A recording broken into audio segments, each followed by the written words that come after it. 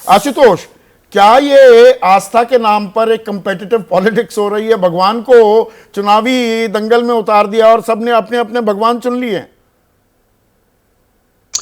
देखिए, भगवान राम के बारे में बात हो रही है तो तुलसीदास का एक दोहा मैं पढ़ के सुना देता हूं। पता नहीं उसको लोकतांत्रिक माना जाएगा या नहीं माना जाएगा। जब भगवान राम का राज्याभिषेक हुआ तो जनता से संवाद करते हुए उन्होंने जो बात कही है वो आज के लोकतंत्र के लिए बड़ी जरूरी है। सुनऊ सकल पुरजन मम बानी, कहऊ न कछ ममता उर आनी, नहीं अनीत नहीं कछ प्रभुताई, सुनऊ करऊ जो तुम्हि सुहाई। सोई सेवक प्रियतम मम सोई, मम अनुशासन माने जोई, जाओ अनीत कछु भाषाओ भाई, तो मोहि बर जाओ भय बिसराई। वो क्या कहते हैं कि अगर मुझसे कुछ अनीत हो जाए तो डरना मत, हिम्मत से कहना अपनी बात को और अपने विवेक से फैसला करना।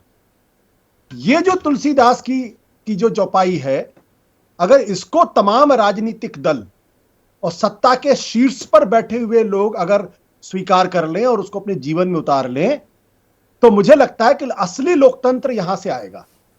प्रश्न इस बात को लेकर यह है कि आज जिस तरीके से कॉम्पिटिटिव पॉलिटिक्स हो गई है, अपने राम और उनके राम, सब राम को अपना बनाना चाहते हैं। कल्याण किसका होगा इसमें? राम के प्रति, हाँ जी, मैं कह रहा हूं राम के प्रति उनके मन में श्रद्धा नहीं है।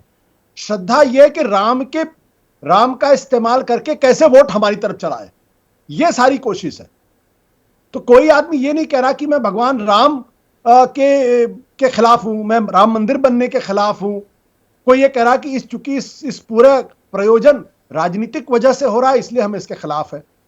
अब राहुल गांधी पहुंच रहे हैं शिवधाम। नहीं, मैं एक मिनट यहां पर 1 मिनट रोकूंगा। आशुतोष, ठीक है, आपको लगता है ये राजनीतिक कार्यक्रम है, आप नहीं जाना चाहते, पर आस्था में अपनी आस्था दिखाने के लिए कोई शिवधाम जा रहा है, कोई काली मंदिर जा रहा है, काली घाट जा रहा है, काली घाट मंदिर जा रहा है, कोई नासिक के काला राम मंदिर जा रहा है, तो आस्था तो दिखा रहा है ना।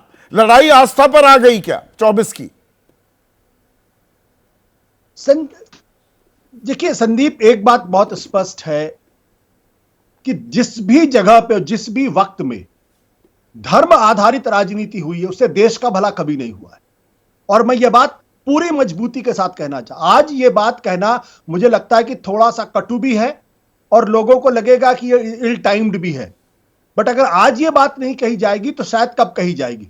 जिस तरीके से धर्म का इस्तेमाल किया जा रहा है, जिस तरीके से धर्म को देश की राजनीति के केंद्र में स्थापित करने की कोशिश की जा रही है और कोई भी व्यक्ति इसके खिलाफ बोलने की हिम्मत नहीं कर पा रहा है, यह सबसे खतरनाक बात है। तो इसके लिए अकेले बीजेपी, एक मिनट आशुतोष, इसमें अकेले बीजेपी को ही जिम्मेदार क्यों माना जाए? आपके पुराने सहयोगी रहे अरविंद केजरीवाल, वो सुंदरकांड पाठ करा रहे हैं 70 की 70 विधानसभा क्षेत्रों में। हनुमान चालीसा का पाठ तो वो पहले भी किया। देश का भला नहीं होता, आपने कहा, राजनीतिक भला तो होता दिखता है ना। क्या ये भी एक सच्चाई है? देखिए, भारतीय जनता पार्टी और आरएसएस को इसलिए दोष देना पड़ेगा क्योंकि धर्म को राजनीति के केंद्र में और उसका इस्तेमाल करके वोट की फसल काटने का काम शुरुआत भारतीय जनता पार्टी ने की है। हालांकि यह भी सच है, उन्होंने कभी इस बात को छुपाया नहीं है। लेकिन गहन चिंता का प्रश्न इसी बात को लेकर यह है कि जब हिंदुस्तान का संविधान बन रहा था तो उसमें जो देश के उस वक्त के सबसे जाजल्यमान जो लोग थे, उन्होंने क्यों यह तय किया कि धर्म और राजनीति का घालमेल नहीं होना चाहिए? क्यों उन्होंने तय किया कि देश का संविधान जो है वो धर्मनिरपेक्ष होना चाहिए? क्यों उन्होंने यह तय कि जब पंडित जवाहरलाल नेहरू ने क्यों यह बात डॉक्टर राजेंद्र प्रसाद से कही थी कि आपको नहीं जाना चाहिए? कुछ तो सोचा होगा उन लोगों ने। आज हम उसको महिमा मंडित करने का सवाल खड़ा कर रहे हैं। सवाल आस्था का नहीं है, सवाल आस्था के व्यापार का है। आस्था का व्यापार आप ये कह रहे हैं। जैसे ही घड़ी का काटा दोपहर 2:30 पे आए, बबीता जी का दिल सास बहू साजिश के लिए मचल जाए। और ये है इनकी बहू, पूरे दिन ऑफिस की टेंशन हो जाए गॉन जब ये करें अपना फेवरेट शो फ्री टाइम पे ऑन। इनकी तरह आप भी देखिए अपना फेवरेट शो अपने टाइम पर और डाउनलोड कीजिए एबीपी लाइव ऐप अपने स्मार्ट टीवी पर।